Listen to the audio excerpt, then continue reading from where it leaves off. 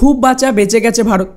যদি আমেরিকার ট্যারিফের ভয় ভারত ট্রাম্পের কথায় রাজি হয়ে যেত, তাহলে এক দুই নয়, পুরো $10 বিলিয়ন বিপুল ক্ষতি তো হতো। উল্টে ভারতীয় বায়ুসেনাকে যুদ্ধক্ষেত্রে আত্মসমর্পণ করা ছাড়া আর কোনো উপায়ই থাকত না। কি অবাক করা খবর এসেছে দেখুন। গতকাল মানে 10ই আগস্ট ব্রিটিশ রয়্যাল এয়ারফোর্সের আরও একটা F-35 যান্ত্রিক ত্রুটির কারণে জরুরি অবতরণ করতে বাধ্য হয়েছে। কিছুদিন আগেই আমাদের কেরালায় একটা এমার্জেন্সি ল্যান্ডিংয়ের পর এটা কিন্তু তৃতীয় ঘটনা, যা গোটা বিশ্বের সামনে আমেরিকার পোল খুলে দিয়েছে।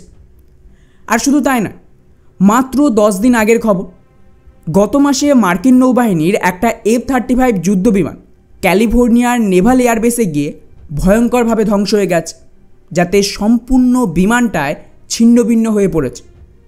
এমনকি তার আগে 28শে জানুয়ারি আলাস্কাতে একটা রহস্যময় কারণে এই যুদ্ধবিমান ভেঙে পড়ে। ফলে মাত্র 6 মাসের ব্যবধান এইভাবে অজানা কারণে দুটো অত্যাধুনিক যুদ্ধবিমানের ধ্বংস হওয়া এবং গোটা বিশ্বে একের পর এক F-35 জরুরি অবতরণের ঘটনা, এসব তো বলার অপেক্ষাই রাখে না যে এই বিমান কতটা নির্ভরযোগ্য আর শক্তিশালী। তাই ট্রাম্প কী করে? ট্যারিফের হুমকি দিয়ে পাকিস্তানের মাধ্যমে সন্ত্রাসী হামলা করিয়ে ভারতকে বাধ্য করতে চাইছিল যাতে ভারত আমেরিকা থেকে এই যুদ্ধবিমান কিনে নেয়। কেননা এটাই হতো আমেরিকার ইতিহাসের সবচেয়ে বড় F-35 রপ্তানির অর্ডার। ভারতের তো কমপক্ষে 114টা যুদ্ধবিমানের প্রয়োজন। ফলে আমেরিকার পরিকল্পনা ছিল ভারতের ওপর প্রথমে পাকিস্তানের মাধ্যমে সন্ত্রাসী হামলা করাবে, তারপর পিওকে দখলের সাহায্যের নামে তাদের এই খাটারা যুদ্ধবিমান ভারতকে গছিয়ে দেবে। যেই তাতে আমেরিকা সুবিধা করতে পারল না, তখন ওরা ভারতের ওপর ট্যারিফের হুমকি দিতে শুরু করে। কিন্তু তাতেও ভারতকে ওরা কিছুতেই নিয়ন্ত্রণে আনতে পারছে না। যাকে নিয়ে আমেরিকার সরকার কি দাবি করেছে দেখুন। আমেরিকা বলছে যে ট্রাম্প এবং তাদের পুরো টিম ভারতকে নিয়ে মারাত্মকভাবে হতাশ আর ক্ষুব্ধ। কারণ সহজ, ভারত আমেরিকার কথায় নাচতে রাজি নয়।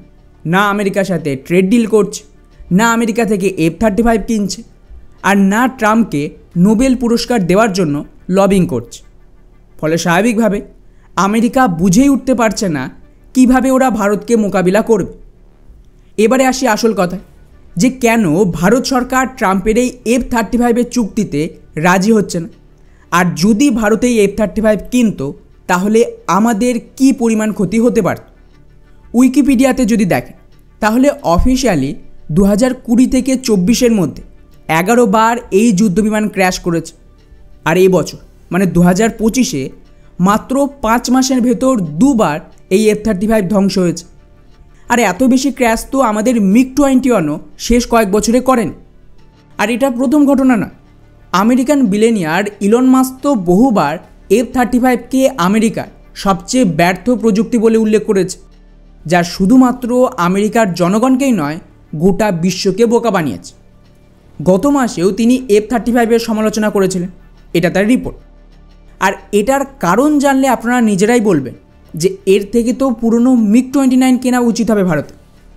এটা 2013 সালের আর্টিকেল, যেখানে স্পষ্টভাবে লেখা রয়েছে যে কিভাবে F-35-এর ইঞ্জিনে ফাটল ধরে, ফলে বাধ্য হয়ে পুরো F-35-এর ফ্লিটকে গ্রাউন্ডেড করে দেয় আমেরিকা। পরে লকহিড মার্টিন দাবি করে যে এটা তো ছোট্ট সমস্যা ছিল, আমরা ঠিক করে দিয়েছি।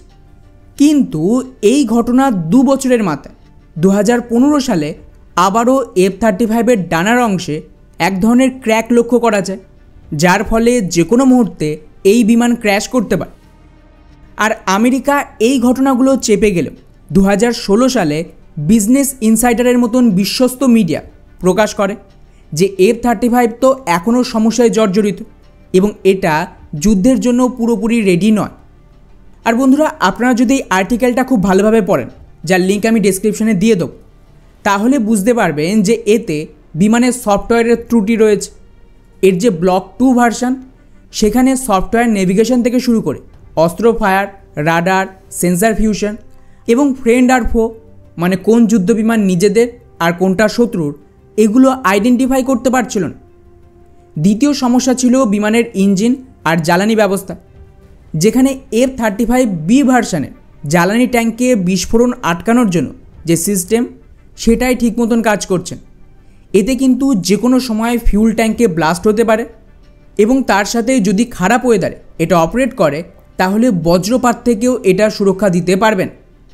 তৃতীয় সমস্যা হলো বিমানের ফ্লাইট কন্ট্রোল আর ডগ ফাইটে, যেখানে বেশি স্পিডে উঠলে বিমানের ফ্লাইট কন্ট্রোল সিস্টেম এর কাজ করার ক্ষমতা হারিয়ে ফেলে। আর যখন এটাকে F-16 বিমানের বিরুদ্ধে ডগ ফাইট করানো হয়, এটার ম্যানুভার করার ক্ষমতা খুবই দুর্বল ছিল। অর্থাৎ এগুলো আমেরিকার 4th জেনারেশনের যুদ্ধবিমানের বিরুদ্ধে নন স্টেলথ মোডেও ডগ ফাইট করতে পারবেন। চতুর্থ সমস্যা ছিল পাইলটের হেলমেট ডিসপ্লে, যেটা পৃথিবীর কিন্তু সবচেয়ে দামি হেলমেট, $4 লাখ একটার দাম। তাতেও প্রচুর গ্লিচ রয়েছে এবং নাইট ভিশন মোডে ব্যবহার করলে এখানে এক ধরনের সবুজ রং দেখা যাচ্ছে, যাতে পাইলট ঠিক মতন কিছু দেখতে পাচ্ছিল না। পঞ্চম সমস্যা ছিল বিমানের ইজেকশন সিটে কম ওজনের পাইলটদের ঘাড়ে আঘাত লাগার ঝুঁকি ছিল। অ্যাভেনিক্স টায়ার আর অক্সিজেন জেনারেটরের নির্ভরযোগ্যতা কম, মানে যে কোনো সময় কাজ করা বন্ধ করে দিতে পারে। 6 নম্বর সমস্যা ছিল এর ALIS সফটওয়্যার, যেখানে ফ্লাইট আর মেনটেন্যান্সের যে ডেটা সেটা পুরোটাই ভুলভাল দেখাচ্ছিল। ফলে এই রিপোর্ট পাবলিক হতে না হতে আমেরিকার সরকার নড়ে চড়ে বসে আর নতুন করে এই বিমানে আপডেট করানো হয় এবং প্রায় 2 বছর পর নতুন ভেরিয়েন্টে একটা সার্ভে করানো হয়। আর ওখান থেকেও যে রিপোর্ট আসে সেখানে বলা হয় যে F-35-এ এখনও প্রচুর সমস্যা রয়েছে, যা এই আপডেটে ঠিক করা যায়নি। এমনকি 2019 সালে ব্লুমবার্গের রিপোর্ট অনুযায়ী F-35-এর বেশিরভাগ গুরুত্বপূর্ণ পার্টস ব্যবহারের যোগ্য নয়, মানে কখন এটা ম্যালফাংশন হবে কেউ জানে না। আর এই সমস্ত কথা আমেরিকার মিডিয়া বলছে, চীন বা রাশিয়া নয়, যা ওদের সরকারি রিপোর্টে দাবি করা হয়েছে। এর ঠিক পরের বছর আরও একটা সমস্যা তৈরি হয়। এই বিমান তৈরির উদ্দেশ্য কিছু স্টেলথ, কিন্তু এই স্টেলথেই সমস্যা দেখা যায়, যাতে F-35 বেশি সময় পর্যন্ত উড়তে পারতো না, নাহলে এর স্টেলথ কম্প্রোমাইজ হচ্ছে। স্পেশালি এই বিমানকে সুপারসনিক স্পিডে ওড়ানো যাবে। এবং ওই সেম বছরের রিপোর্ট দেখুন, প্যান্টাগন F-35 সুপারসনিক স্পিডে ওড়ানোর ওপর নিষেধাজ্ঞা লাগে। কী অবস্থা জাস্ট ভাবুন, আপনার দেশ যুদ্ধ বিমান কিনলো, কিন্তু যুদ্ধে তার বেশি স্পিডে ওড়ানো যাবে না, আবার স্টেলথ ঠিক মতন কাজ করছেন। তাহলে এত দাম দিয়ে একটা 5ম প্রজন্মের যুদ্ধবিমান কেনার কী মানে থাকলো? আর দাঁড়ান, সমস্যা এখানে শেষ হয়নি।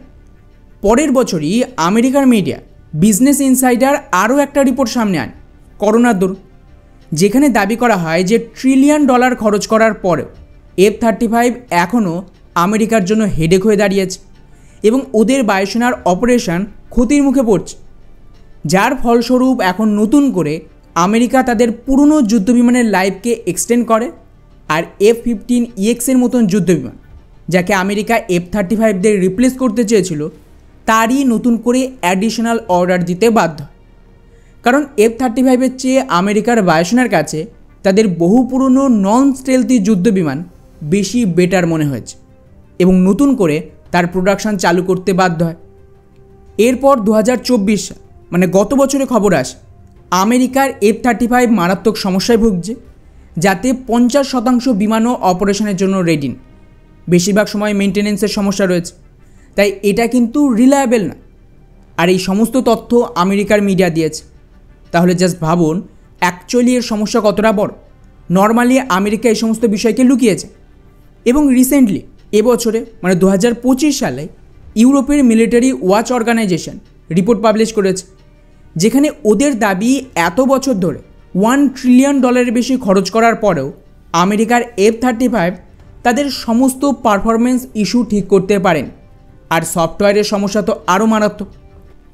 তো আশা করি এই সমস্ত রিপোর্টের সাথে গতকাল ব্রিটিশ F-35-এর ঘটনাকে যদি মেলান, তাহলে বলার অপেক্ষা রাখে না যে কেন ওই বিমান ভারত কিনতে রাজি না। আর যারা আমাদের দেশের অতিরিক্ত জ্ঞানীগুণী আমেরিকা প্রেমী, তারা কিন্তু এই সমস্ত তথ্য আপনাদের বলবে না।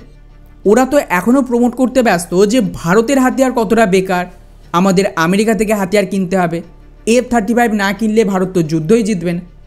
কিন্তু রিয়ালিটি একেবারেই আলাদা। পাকিস্তান আমেরিকার F-16 নিয়েও ভারতের হামলা ঠেকাতে পারল না, আর ভারত সো কল্ড বেকার হাতিয়ার দিয়ে ওদের দেশে ঢুকে ওদের সমস্ত এয়ারবেস ডিস্ট্রয় করে দিল। আমেরিকা আজ পর্যন্ত একটা যুদ্ধও জিতেছে? ওরা বম্বিং করেছে বা হামলা করেছে বা নিজেদের হাতিয়ার টেস্ট করেছে কোন কোন দেশে? রাশিয়ার বিরুদ্ধে? ভারতের বিরুদ্ধে? না, ওরা এগুলো টেস্ট করেছে আফগানিস্তান, সিরিয়া, ইরাক, লেবানন, এই সব দেশে, যেখানে ওদের পাল্টা জবাব দেওয়ার কেউ নেই, না ওখানে এয়ার ডিফেন্স সিস্টেম রয়েছে। কিন্তু যখন অ্যাকচুয়ালি ইউক্রেন, পাকিস্তানে ওদের হাতিয়ার ব্যবহার করা হয়, তখন ঝুলি থেকে বেড়াল বেরিয়ে পড়ে। তাই আমি আবারও বলছি, আমাদের এই মুহূর্তে কোনো পঞ্চম প্রজন্মের যুদ্ধ বিমানের দরকার নেই। আমাদের এয়ারফোর্স এনাফ, বরং তার জায়গায় আমাদের নিজস্ব এমকা বানানো উচিত, তাতে যত সময় লাগুক।